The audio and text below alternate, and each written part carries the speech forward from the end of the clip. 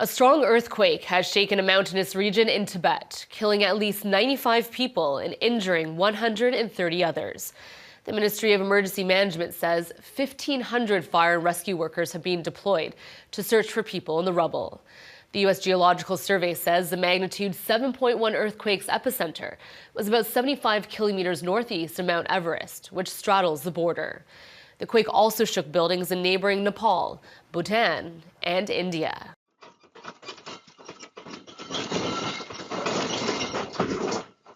And this is the sixth big earthquake that happened in the region over the last 100 years. So it happened around 9:05 in the morning. It's quite close to Indian border in a place called Tingri. Some 65 people, 95 people have already died as per reports some hours ago, and some 130 people have been injured.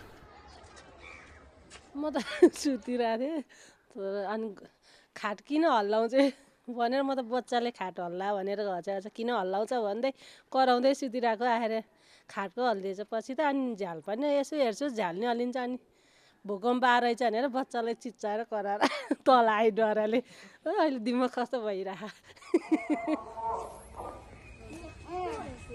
There are so many causes leading to such an event, not just is it an emotional moment for us where we are looking into so many Tibetans passing away, facing death because of such calamities, but we must, not forget to hold China accountable for such an event that takes place.